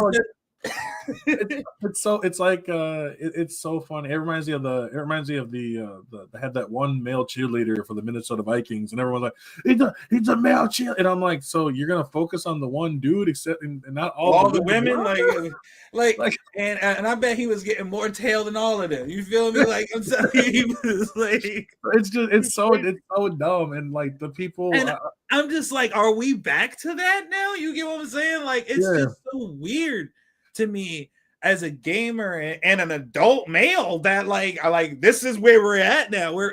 We've reformed back to when I was in high school and stuff like that. Like when I was in middle school, having the like you said, like a tree house, no girls allowed, man, no girls allowed. That's weird. Girls have always played games. They just don't talk shit. They don't. And it's. I mean, we've all either know someone or have seen a one man who has crashed the fuck out because a woman told him to shut up. Yep. It was like, dude, you suck, shut up, and he just loses it. And I'm just loses it. And 9 times out of 10, that girl has worked that dude, worked him the whole round. Like, I'm not sitting here being like, oh, feminist male, not like that. I'm just like, there are good gamers in all sexes, all races. You want to call there? I've seen banging trans players who can murder guys on COD, Battlefield, all these guys. I've seen women demolish dudes on Tekken and Street Fighter. I've seen. You see the one about the woman who like she had a kid, had her newborn with her. Yeah, she had her newborn. She won the tournament with her newborn in her hand. And I'm like, damn. Like I was like, women are ruining the content space, but homegirl just had her baby there for the tournament, ready to whip ass, and she did. It's so wild, and that's the thing that's so crazy about it is, like, when I see them telling their experiences, like I did a video responding to this one person who the guy just keeps on talking, trying to get her to say something. And I'm like, bro, you sound like he's trying to bait her and it's not working. And I'm like, you sound like a loser. Like you sound desperate for her attention, bro. Like it does. if you hate the woman so bad, why are you so desperate for the attention? It's loser tendencies. I can't stand it. Just like how when people are like, oh, I'm a rage baiter, and then someone goes off on them, and I'm like, that's exactly what you were wanting. Like, what are you talking about? I love rage baiters who get baited, who are easily to get baited. Like, it's like the one person we know, me and my friend Scorpio here know a person who claims mobile games are for women, then bitches and complains, but they're always being added, and then there's too many of them. And so I was in a live last week, and one of the people, God bless his heart, he was the dude who was on there was like, well, I just feel like there's becoming really oversaturation of, like and he's trying to work around the word. So he's like, no, the women that are going go in. Just say it, bro. You're misogynistic, homie. You just don't like women, he's like, have you played? He's like, who's the main character from Horizon Zero Dawn? He's like, oh, I don't know, I've never played it. Aloy. He's like, the Ghost of Yote. He's like, who's that one? I don't know. I've never played that one. And so he just couldn't name him. He's like, so you don't know what the fuck you're talking about. You don't know what you're talking about. You never played these games. The funny part is, if you play these games, you'll understand what their story is. You'll understand why they're the actual protagonists of the story. Mm-hmm. If you actually played these games that have these women as protagonists and main characters, there's a reason for it. Oh, yeah. I mean, look at The Last of Us with Ellie, or Last of Us Part 2 with Ellie and Abby. I will say to this day, and I say this on stream on podcasts all the time, but it always cracks me up every time I think about it, is that when Joel gets like straight up like knocked with the golf club, someone decided to play the Wii Sports music in the background. And I can never see. That's so messed up but funny. It's crazy. Like, no, and I'm like I remember seeing that for the first time, and Last of Us is a good example. Good female protagonists, both of them, regardless, that made you feel for the characters. You know what I'm saying? When Joel died, when you see Joel die, first off, you already clicked with Joel. But let's be real, Joel fucked up. Joel took a kid that was supposed to save the whole world for his selfish little reasons, okay? Which is fine, I get that. But then Joel killed somebody that was equivalent to someone else, and they came back for revenge, killed Joel. Now, we hate Homegirl, but you see why she did it. Joel killed her daddy. Mm-hmm. You know what I'm saying? Yeah, and that's how I felt with Expedition 33 and the ending of it, because originally, my first thing was it was Versos, right? And like you were like, oh, I gotta kill Versos versus Homegirl. Because and I was like, I like Mael, but it makes sense in reality. But I also understand her plight, because I'm gonna be dead ass honest. If I had the ability to pull what they're pulling, I'm never leaving that fucking canvas. Never leaving. I'm in that canvas for life. That's after, and I was like, this is basically like the French version of Sword Art Online. Yeah. Yeah. And so, that's what people don't get. And that's when I was helping code I was Beautiful Game. I loved working on it. And I talked to the guys who made it. And I was like, you guys really did a crazy story, because I love games that pull you into the characters so much that you don't know who to pick at the end. You really don't. It was an experience. It's an experience. Like, it hurts you because both of them, either way you pick, you're losing because you like them both. And by that time, you realize both of their plights. You understand both of their plights. Mm-hmm. And that's the thing. If you understand both of their plights, that it's hard to choose. Well, and the one other part that was really interesting that I saw someone mention in a video I was watching, because I like watching videos about them later on. Yeah. And one thing that he mentioned that I didn't think about is the fact that after Mael brings, Mael's ending, she brings back all these characters and shit. But someone's like, on kind of a semi-dark route, is the fact that Mael is not as good of a painter is like as everybody else. I'm like, everybody else is painting like the Sistine Chapel. Yep, and and he's still Mayo's painting not. Cookie Monster. Like, Yep. so, like so, these characters that she brought back, are these the same ones? Or are these her worst versions? Yeah, are these the worst versions of? And that's the whole point of the game. And people don't get that since they did so well. Expedition did so well. I feel like it's going to get nominated for something. It's going to damn sure get some art direction. But a lot of people don't get that. Developers don't really care too much about the game awards, like the award of the year, game of the year. We care about the DICE awards. DICE awards is where the developers and the companies and the people that know this stuff actually vote on the best game or whatever like that. Those are like our awards, which is the DICE awards. Right, and that makes sense. And no, we don't need stories. We just need boobs and not woke. And so, I will say the thing that cracks me up about the Game Awards so much is the amount of discourse around the Game Awards, especially because these same gamers, and I talked about this in the last stream, but it's still prevalent to this, is the fact that I'm like, y'all don't even like the people who were reviewing the games. Like, you're like, I don't like IGN. I think IGN is terrible. Exactly. People that vote for the shit you want. Exactly. Y'all hate IGN, but you as soon as Game Awards come around, oh, IGN don't know what they're talking about. Like, you guys flip flop so much, and it's just, in my eyes, I'm like there's no loyalty. Like, I'm loyal to Square because they gave me my job. I've been loyal to them since I was like 14 years old. Right. Every one of their games, even if I didn't like them. Like, and I'm just like, I feel like there's no loyalty anymore. I can still say when I don't like something, but these dudes pay my check. You know what I mean? Like, I can still voice, I don't think this is ready, but if they feel like it's ready, it's ready. You know what I mean? And devs we don't have the say so when something goes out. You know what I'm saying? Right. We had a lady in my live earlier who was making a joke about about Sonic's one of them. Those that was really funny. And she was like, Sonic is like the Wile E. Coyote traps of video games, because just when they think they have a good idea, they just abandon it and toss it out. Damn, but it is, and that's how it feels sometimes. Like, as from a gamer's perspective, we have a lot of gamers with a lot of voices, but not the brains to actually be able to articulate why they have the issue. It's true. They don't know how to articulate, and then I hate when people are trying to sound smart and they just sound even more dumb when they're trying to explain something. The Dunning-Kruger is huge with these people.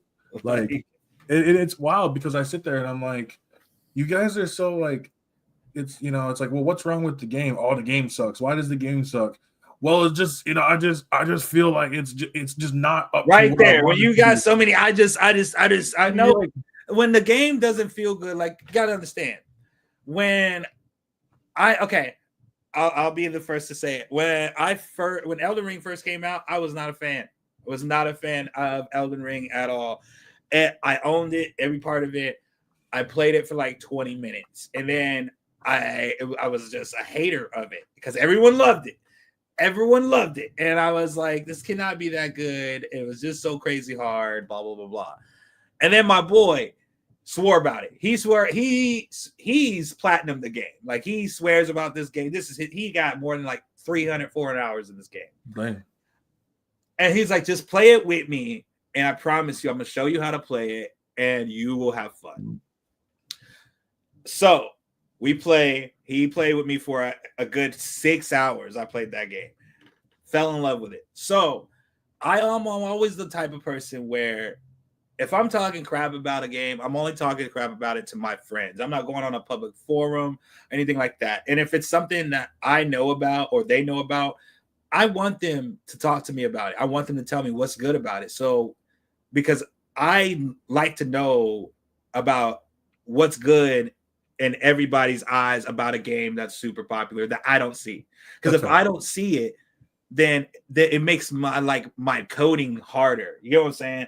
Because why I say that is because I have to find good in why something is so popular. I gotta find it. as in my dev brain, I have to see like where as like in the aspect of a developer. When I played Elden Ring, it was beautiful. It was gorgeous. The characters, everything, all that was flushed. I loved the detail of the game. I just couldn't take the combat system at first. Once I learned how to manipulate the combat system and it was explained to me a better way, I felt in love with it. So I feel like people are just too critical on games nowadays when they should just look at what this creator was trying to put forth. You know what I'm saying? Sense. Yeah, like, that is. with the new Halo campaign Evolve coming out, people are picking that apart. And what people don't understand is, and they tell you, remember we talked about this when we first started this conversation, is they tell you about the game before the game even hits your hands. Combat Evolve, campaign Evolve literally says a game for the new generation to explore. New generation. The game is not for old generation people who are used to the Combat Evolve. It's not for them. It is made to bring in new next generation of kids that didn't play Halo when we played Halo when it first came out, when there was red versus blue and Halo and Blood Gulch was like the biggest thing we could fucking think of. You know, they didn't have it. And now they had to make it to where it looked like it did. Because people are not going to play Combat Evolve the way it was. Think about it. No, not new kids, not new generation. They're gonna shit on it as soon as it hits their hands. Yep, that's exactly what they did with Gears of War. Why do you think Gears of War didn't sell well on PlayStation? Because it was just Gears with a pretty polish. You still have people who from Mexico who've been playing for 10 plus years, wall bouncing, hitting you with a Nasher. So they don't know how to do that. It wasn't fun for them. So you have to bring a game, especially something as old as Halo and something as beloved as Halo. You got to bring it out to the people a way that will grab this new generation of gamer. And new generation of gamer like graphics. They like things to look good. They like things to sound good. They like things to do all that.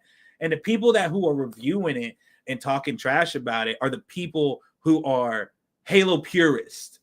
Yep. You get what I'm saying? Yep. And this is not for them. I hate to say it. And me and my friends talk about this all the time.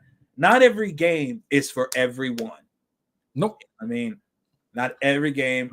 I'm gonna say that Halo 1 and 2 was effectively based. Yeah. It was. It was. That's what I've said before. Halo, I would rather play Halo 4, 5, and 6 because I like the way the game plays more. Exactly. It's just more entertaining. And this is what I was explaining to one of my buddies, about the Halo system back in the day. Halo, so people don't understand that Halo was built on something called a BSP. A BSP is a binary space partition. Okay. A binary, that was what the game, the levels were layered on. Okay. So the parts that people think, oh, you could just go and free roam all you want. Yeah, you can free roam. And the parts that had an invisible barrier and all that stuff wasn't meant for y'all to find. The thing was, it was a BSP. It was a crack in the system to where and people are like, well, they wanted us to have it and they wanted us to keep it in there because they never fixed it. Yeah, because if they would have fixed it, they would have had to rebuild the whole engine. They would have had to break the game, break it down to nothing, and rebuild the whole engine and rebuild the game. They did not have the time or money or resources to redo that Halo game when it came out for when that happened. So they wanted people to just play around it. People are always like 343 did Halo so dirty. I'm like, did they? Because Bungie left. Bungie said, fuck you guys. We don't want to just do this anymore. And they left. You know what I mean? They left. It wasn't that they wanted to stay on or they got pushed off or anything. They didn't want to do it no more.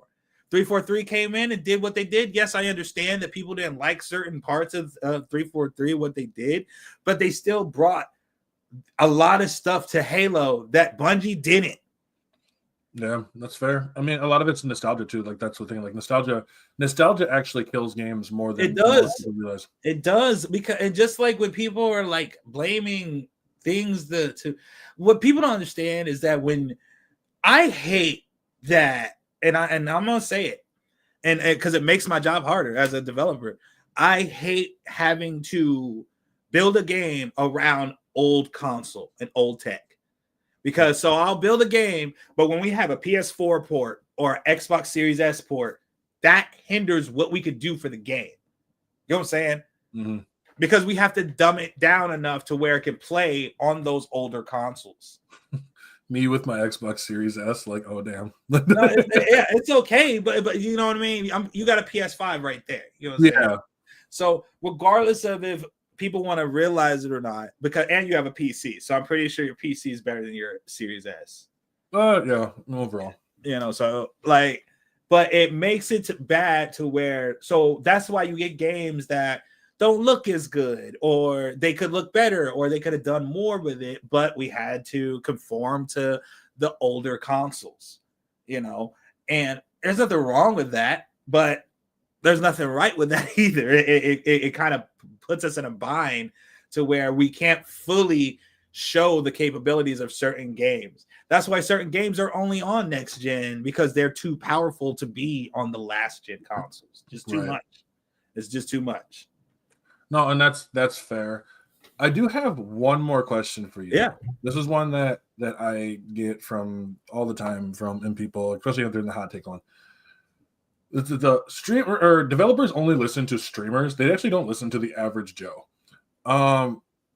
Yeah, I'm guessing that's bullshit. Bullshit. Bullshit. Like, we would much rather listen to an average Joe than a big time streamer. People that listen to big time streamers are your marketing execs. Those are the guys who are listening or who are looking at them because they got big numbers. They got a lot of numbers to bring them out. The devs are average Joe. Exactly. You feel me? We're the average Joes. So we're more susceptible to listen to a guy like you who's into gaming. Guys like me who are like, you know, you're wanting to see the good in gaming always. You know what I'm saying? Not these people that are constantly looking for the negative shit in it. You get what I'm saying? Mm-hmm. And I would, that's why I get, like, I talk to people like you, I talk to my homeboys, like, I give out free games and review codes to my homeboys, and like, I'll even give them to you now. This is get your, you know, I want unfiltered, real, like, reviews. I don't want, and I want more than, oh, I played it for 2 hours. No, I need you to play it. And once you're done with it, all right, man, here's my first impressions, here's my last impressions. And I like it. If it sucks, it sucks. I can't help you on that. Like, I'm cool with that kind of thing but when you say, oh, this game is trash or it sucks, I need to know. And for anybody watching this, I need y'all to understand, when a game sucks or when it's trash to you, please say the exact reason why it's trash to devs. If you don't just spout out in comment sections, oh, this game's trash, it's cooked, it's that. Why is it cooked? Why is it trash? Is the game too slow? Is it not fast enough, fast paced? The combat system sucks. It's boring. There's got to be something that you can pinpoint and tell me. That's the only way to make a game get better. No, exactly. And, you know, that's what it comes down to, being able to actually articulate your words, being able to, you know, say what you mean. And the honesty part of it is just, you know, don't be afraid to like you mentioned, don't be afraid to say, hey, this is not working for me. Exactly. Why is tell it us not? why? Because the thing is, we strive to hear that. That way we can fix it. You can't just tell me, oh, this shit is trash. Why is it trash? I mean, I just can't get into it. Why can't you get into it? Mm-hmm. Give me something. Right. You know what I'm saying? Like, I gave a homeboy, knowing that he is not a turn-based type of strategy person, I let him play, and I gave him one of my codes for Expedition 33. He still found the love in the game. He played it all the way through. Loved the he still didn't like the turn-based stuff. He will always say that, and he's just not, but he still said the music, everything was great. Everything to him, he had something good to say, but he also didn't like turn-based, and that's understandable. If you're not a turn-based person, you wouldn't like a turn-based game, but he liked it for what it was. You know what I mean? So if you get something and you don't like it, tell the developers in your comments. Scream. We look at Reddit, we look at TikToks, YouTube. everything. All these public forums, we are the average Joes. We are looking at them just as much as y'all. Like when we're bored at work, what you think we doing? We scrolling through TikToks too, you know? And when we hear something, especially with one of our games, we literally sit there and look at what he's saying. And if it's trash, we're like, you're fucking trash. Like, we're like, you know, because we're regular people, bro. All right. Well, then, yeah, that's fair. That's fair. So I have, like, I guess one more question. Yeah. One more question. What is like one of the craziest hot takes that you have then when it comes to games? And we can stretch it out to games or anime, anything like that. Hot takes. Okay. Besides Zenitsu being the best ever, one of the best, and Sun Jung-woo being one of the best, I feel like, okay, hot take that games are going to start being way better than anybody could actually expect in the next couple of years. Like, things are going faster than what developers expected, and a lot of technology is coming out that helps us with our job a lot more, and that make things look a lot better. So my hot take is that people need to stop worrying about prices. See the solo level simp? Yeah, I'm a solo leveling simp, bro. It is what it is. You feel me? But like I'm a hardcore anime fan, not just solo leveling. And I'm 40. Like my first one ever was Akira. You know, I'm a Berserk fan. Akira, Tichu Tenge, solo leveling, like everything. Like, I mean, a lot. I get Gachi Okuda. Like, I got a lot of anime. I mean, Kaigaku did nothing wrong, but like, yeah. Yes, he did. That's like saying what you call it was a good father. What's his name off of Full Metal Alchemist? Shao Tucker. That's like saying Shao Tucker was a good dad. I saw that one time. I was like, Shao no. Tucker just trying to start his own business. Like he's a small He was just trying to, you know, pass his test, man, and just keep it moving. Like, I want to see what bad was about that. I would say, yeah, no, Zenitsu, if Zenitsu were to learn the other forms, he's a monster. Like, even if he don't know the other forms, I don't even care. I need him to see him do the other forms. Another take for Kingdom Hearts fans, and I could say this without getting in trouble. Hot take: it is the beginning of the end when you see Kingdom Hearts 4. That's all I can say. It is the beginning of the end. Yeah, I'll say one more. This is one of the things I thought was really funny. It was I did a live about people who had aura. Yeah. I'm like, Sora does not have aura. He's strong as fuck. No aura. Like no Riz, no charisma. Like he ain't grabbing. You know, he ain't. But from what I can say, that's gonna change. That attitude's about to change. Oh, I'm excited about that. I can't tell you too much to say. Our homeboy Sora's older, more mature, and he got some swag now. You feel me? Oh, I can't wait for the Sora versus Satoru Gojo debate. I had Sora bodying Gojo, but like. Let's just say, he'll give Gojo a run for his money. Oh, I have him, dude. I'm not gonna lie to you. Like, I'm not like a huge power scaler, but I got Sora above so many people. You should. You should. I want you to understand. Like, it's like when people canceled out Zenitsu before seeing what he could really do. I want y'all to understand. You haven't seen what Sora could really do until these next things which is good because like the aura thing about it was cracked me up so much because I was like, this dude comes in and I'm like, oh, this is gonna be awesome, and then he's like riding on a teacup and like, yeah, I'm like, no, like I can't. So you gotta think. So 3 and below, like all the other ones, are Sora being like 13 years old. So it's all kiddie. I want you to understand this next one coming. He's like 17, 18. You feel me? He done gone through some stuff. Oh, bro, he in a Sasuke arc, man. Like, yeah, he done gone through some stuff, and my man's got some swag. He got something with him. You feel me? Like it's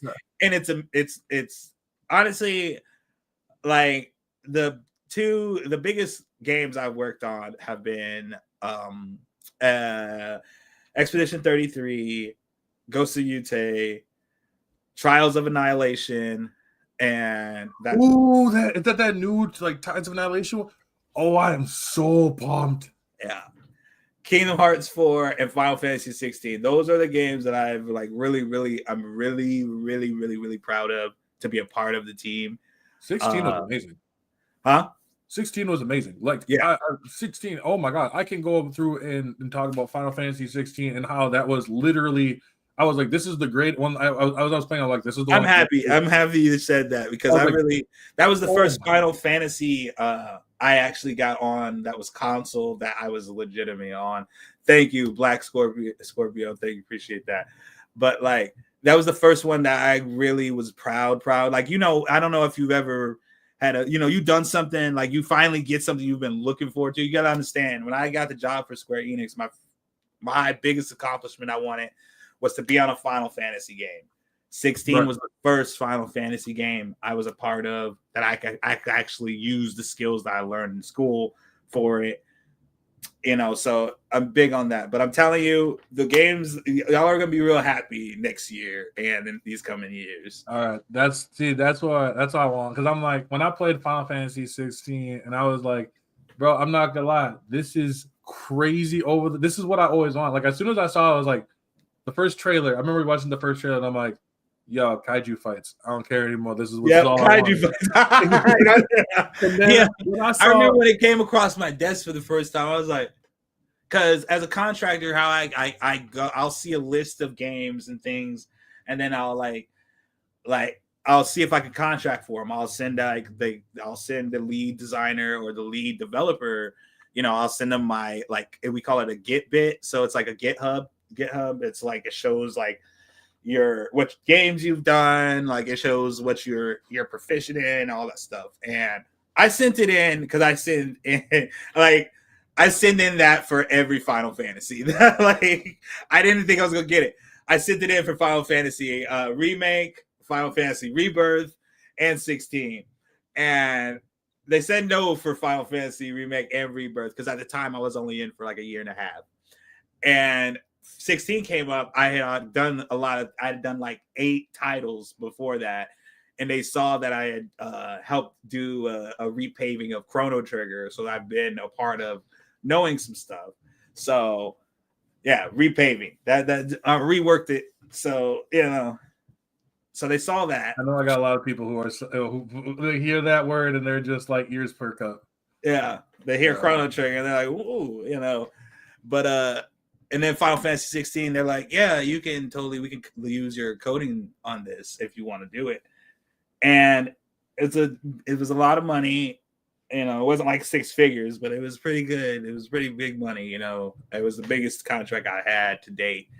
And then after that, I got the Ghost of Yute. Like things started coming. You know what I'm saying? Mm-hmm. After that, I got like Ghost of Yute, then Tides of Annihilation, then Kingdom Hearts came around, and they were like, well, and I've been working on, other stuff. But when Kingdom Hearts came around, I was like, I'll fit it in. I'll fit it in. I got this. Because I'm a huge Kingdom Hearts fan and Final Fantasy fan. Like, I know the lores like crazy. Right. People try to talk to me. They're like, so tell me about Xemnas. I'm like, well, Xemnas is this like which one? That's how it's interesting because I didn't play any Final Fantasies. Mm-hmm. So my first interaction with Final Fantasy was Kingdom Hearts. Oh, so okay. Like, this Cloud guy is cool, and that was my first interaction with Sephiroth. Really? So your first interaction is seeing Cloud with the wing? Oh yeah, with the wing, and I'm like, dude, this guy's. Does he always have this? This is so cool. Like this guy is awesome. He was a bitch to fight though, but like he was. But like it wasn't until I saw when I remember when they're like, oh, we have this challenge one, and I walk in and I see this, the big seal come down, and I'm like, yeah, I'm about to get fucked. Yeah. Yep. You're gonna get fucked up. And man, I'm glad that we had this conversation. I love talking anything gaming, and I love that you're actually making a platform for the developers like me who are just a cog in the wheel, who are just in the camp. We ain't the leads, or we ain't got our name on the billboard, but we in there, and we're trying. I'm trying to get there. I'm trying, and that's where my story is fairly much. Is I just want my name to be on there on the list and not just be part of the team. I want to be, obviously I'm a part of the team, but I want my name to be big on there, because all the names you see when you see like creators, all that, they're all leads. And those leads have a team of like 5 or 10, maybe 20 people, depending on the game, and we're under them. So when I see creative business unit, I see that that's my team, and I was a part of that team, but my name's not going to be splattered everywhere like my lead was. And that's it's like listening, being like Patrick Mahomes and the Kansas City Chiefs. Like, you're just like, I'm just the Chiefs. Right. You were part of the defensive line that kept them safe, but nobody know your name. You feel me? No, exactly. And that's why, like, I mean, obviously, there's a couple people I would love to do like interviews with, something like. Right. Honestly, like, I would love, like, I've only met like Kojima in passing. I've met Harada and like they were nice. But they said a sentence to me. You know what I mean? Right. And it was good enough for me, because I mean they're working. They're always working, and these guys are like geniuses. Like, in the world of development and in this industry, just to be around this dude, you feel like you're in awe. Honestly, like, it's like being around, if you saw like the Avengers walking down the street, like all your movie, they're like movie stars to developers. You get what I'm saying? That's like fair. Yeah, that's fair. That's fair. They're always busy. But they're willing to talk to you. They're cool to talk to. But and that's what's nice too. Like, I mean, like, I would love to do one like Ben Starr is one, because I Ben Starr, if you get a hold of him, he's willing to talk to you. Like, he'll talk to anybody. Ben Starr is another cool dude. I know a lot of voice actors for animes. Why I'm a big Jung Woo fan, solo leveling simp, is because I've met Alex Yee. Like, he was really cool, really nice dude to me, so like that's why I'm a huge fan of people like that, because I've seen them in person. I've been around these people, and to see them doing bigger things, like way bigger than I saw them when I first saw them, and they were just doing little parts here and there, and now he's big time fucking Sung Jung Woo and Demon Slayer. He's in there, it's just cool to see people who were co-workers and collaborators of yours doing good things, doing exactly big things, No, it is, and that's the same thing with the content creation space. I watched one of my my mutual do a 24-hour stream, and I was like, that's amazing. I've been watching him go from like just 1,000 followers. He's already at like 1,600. There's other people who have already like went past where I'm at. I'm barely just about to hit the 6,000 followers myself. Like, it's such a cool feeling to watch these people. You go look online, you're like, oh, okay, how many? Like, how the fuck you get 300? Right. And I'm proud of them. I'm not the type of dude to be like, like envious or like hating. You feel me? Right. Like, I feel like there's a lot of people that see another creator, coworker doing way better, and they just want to hate on it because, it's their shot now. You feel me? And I just don't. I don't do that. Like, I had a coworker of mine. We started out in the same Square Enix. Now he's a permanent, and he's doing big things on the new Final Fantasy, the one that's after Rebirth. And he's, and he is on it. He's on the team and he's in there, and I couldn't be prouder of him. That dude's good. Like, he does good work. Like, he taught me a lot of the stuff I know, and I'm just happy that he finally got a shot. And that's what it is in this industry. Like, people think that developers all against each other, and we're like the fans who like are console warring. No, we're not. We're trying to find ways to so stupid. We're trying to find ways to get you up there. Like, when I see a homeboy, like I had a homeboy of mine who was a developer with me, and he was doing little mobile games, and I got the gig for Trials of Annihilation, and they were looking for another guy to do the same stuff I do, and I told him about it. He put his thing in, and they asked me about him. I was like, yeah, he's good. He's just as good as me, maybe not better. And they gave him a job. You know what I mean? And that's all it takes, is just knowing somebody and just being cool with people. Like, and I'm always cool with everybody. I'll try to be but I'm myself. I always say this 24/7. I'm a nigga first. You get what I'm saying? like I won't let nobody disrespect me. I do know how to code switch, so I do act a certain way in front of certain executives because these people are big wigs. You know that I can't be like that on certain people. But like I don't take disrespect, and they don't allow disrespect either. You know, because they're very respectful people. You know, so we're all respectful with each other. But it is a crazy job. We do cuss each other out because somebody will have your code late or send you something back late. And if they send it back late, the whole deadline can be jeopardized, you know. Right. And it's just it's a fun job, but it's also hectic. And it's like a massive game of telephone. Yeah. But I really wish that people would see that, you know, like, and if I know we're about to get off of here, but like, I want people to know, you know, for my last thing to say is like, give the developers a break, man. You know, really give us a break. Tell us what's wrong. You know, let us know the good, the bad, the ugly. Don't just say it's crap. Don't just say it's trash. Even if it is, tell us why. Give us something about it. Give us some in-depth conversation to where we can actually fix it. You know, we can't fix if we don't know. Calling it trash, calling it cooked, all that stuff doesn't tell me the problem. No, that's fair. That's definitely fair. So, but I was thinking, I want to know, like, hey, where can they find you? They can find you. I mean, obviously, they can find me on TikTok at Blkzenitsu 420. You can find me at my like email is up there. Everything's on my TikTok. Honestly, if anybody ever wanted to talk on there, I'm always open to talk. You know. I appreciate that, man.